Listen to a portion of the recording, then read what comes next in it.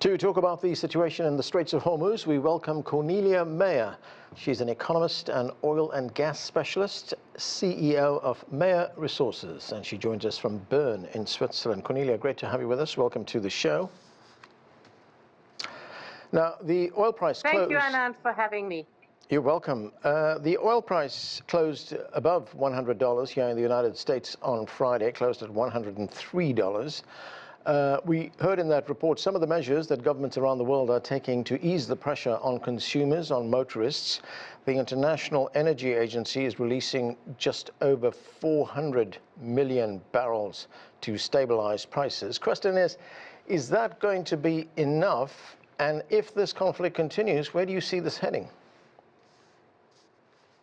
No, it's not going to be enough. And if you look at it, 20% of crude and product oil is going through the Straits of Hormuz, as is 20% of LNG. Most of it, as your report said, is going to Asia. But, you know, if you look at it, 400 million barrels that the IEA countries are releasing, that is, if you put it in perspective, less than 4 days of global oil consumption. And if you look at it, if you put it in the 20% bracket, it's 20 days. So if it goes on longer than that, the relief is nil and void. So, Cornelia, we hear the IEA, the International Energy Agency, say it's going to release these 400 million barrels of oil. But there's also something known as the flow rate. That's the rate at which this oil gets to the consumer. What does that mean? Yeah. And could we then see, once this oil is released, could we see bottlenecks before it gets to the consumer? Well, I'm not really looking at the bottlenecks before it gets to the consumers. It's just a matter of the timing it is released, because it's released by many of the 35 countries in the IEA. So it's a matter of who releases how much, at what time, and what refineries will be given by that time, or, you know, will receive it by that time. But, you know, where I see the big bottlenecks is I see big bottlenecks in kerosene, in jet fuel, because the jet fuel coming through the Straits is not coming through, obviously, and a lot of the jet fuel is refined in Asia. They're getting less crude. So that is a real issue, and we see that that is part of the upheaval also in the huge price increases we see in aviation. Right, so we see the oil that is caught up on those tankers, on those ships, can't get through the Straits of Hormuz. What impact will the attacks on oil infrastructure in the Persian Gulf have on the availability of oil? We heard many reports about refineries being attacked, refineries being set on fire as well. Well, the most of what you heard of refineries being set on fire is in Iran, and that has domestic impact in Iran. The GCC countries have been pretty good at intercepting missiles, and the Iranians have been pretty good at not really targeting the oil infrastructure.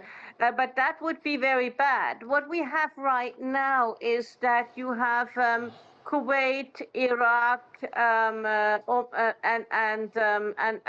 other countries shutting in some of their production because there's no storage left, right? The oil cannot go on ships, so it can't get stored, so you have to shut in production. Qatar LNG had basically to shutter in their whole production. And that is an issue because it will not be, it's not like a light switch, so it will take a little bit of time once this is over to get it back up.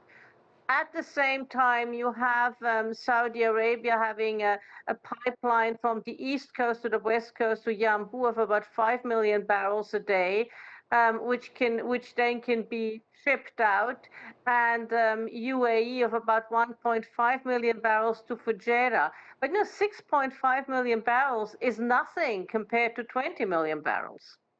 And what kind of impact is this going to have on the global economy? I mean, is it likely that economic planners, even at this stage, are now reassessing, perhaps reappraising their growth plans for the rest of the year? Well, it's having a big impact. And you know what we're going to deal with is inflation. You see, everything that we use, transport, everything that we use has oil in it. So obviously, it's going to have a huge impact on inflation, and that impact on inflation means that central banks who had planned, especially the U.S. Fed, who had planned to lower the base rates, cannot do that anymore because the new inflation rates are well above the 2% target. So this will have a big impact. If I look at a country like Germany, who so far had had 2 years of recession, thought they would have 1% of growth this year. They will not. If they're lucky, they'll have 0.5, 0.4%. But if this persists, they'll have 0%. And what about the impact on those countries in the Gulf, in the Persian Gulf, that produce oil? I mean, you pointed out that some countries will be able to get some of the oil out through that pipeline that goes to the West Coast, but it'll not be at the capacity they're used to exporting oil. So what impact will it have on them?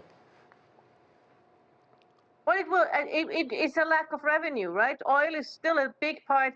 Countries like KSA and also UAE have weaned themselves off to a certain degree from oil, but oil is still an important part of the budget. So it will have a big impact on the revenue, and that is that is doubtlessly so. And we will see where that goes. It has an impact on the business model on places like Dubai, which have marketed themselves as the place that's easy to do business and very safe. So we will have to see. Now we see expats leaving. We have to see how long that anxiousness will, after the hostilities are over, will last, and how fast the expats will return. So it's not going to be easy for those countries. Now, the International Energy Agency says this is the worst oil supply disruption in history. And it's all happened in less than 2 weeks. The last time this happened, of course, was in the 70s when we had the oil energy crisis then. Would put this into perspective for us. Is this worse than that? Well, it's very bad. Now, in the 70s, we had more oil in the system. We needed more oil. Our economies were more dependent on oil than they are now. But still, this is very, very big. And I would go with the CEO of Aramco, the Saudi state oil company, who said, "Look, if this persists, it will have catastrophic effects on the global economy." Cornelia, Meyer, thanks so much for joining us. Thank you very much indeed.